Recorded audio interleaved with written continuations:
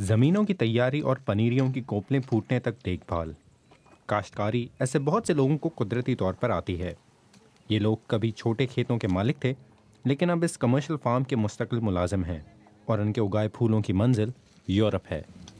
Kenya اب پھول برآمد کرنے والا دنیا کا تیسرا بڑا ملک ہے، اور اس کی 85% پیداوار یورپ جاتی ہے۔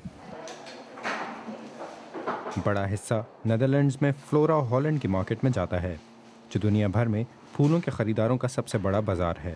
یورپ کے حالیہ مالی بحران کے باوجود یہ سسٹم آج بھی کاشتکاروں اور پھول بیچنے والوں کے لیے منافع بخش ہے، اور کینیا میں اس نے 90,000 لوگوں کو روزگار بھی مہیا کیا ہے۔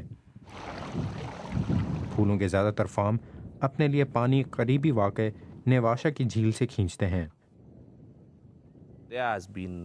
یہ تنازع ماحول بچانے والوں اور پھولوں کے فارموں کے مالکان کے درمیان ہے، اور اس کی بنیادی وجہ وہ کیمیائی مادے ہیں جو فارمز میں استعمال کے نتیجے میں جھیل میں آ رہے ہیں۔ لیکن تحفظ ماحول کے علمبرداروں کا کہنا ہے کہ ان کیمیائی مادوں کے باقیات سے یہ جھیل آلودہ ہو رہی ہے۔ There's been a governing body now that was introduced in Kenya that's actually looking into those Kenya میں اب ایسی شکایت کے ازالے کے لیے ایک ادارہ موجود ہے۔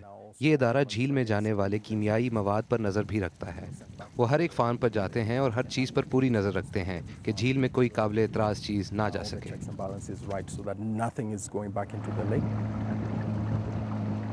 حکومت نے تحفظ ماحول کے رہنما اصول واضح کیے ہیں، اور پھولوں کے فارمز کے مالکان مصر ہیں کہ وہ ان اصولوں کی پاسداری کر رہے ہیں۔ پچھلے ایک سال میں جھیل نیواشا میں پانی کی سطح بلند ہوئی ہے، لیکن تحفظ ماحول کے علمبرداروں کی تشویش بدستور موجود ہے۔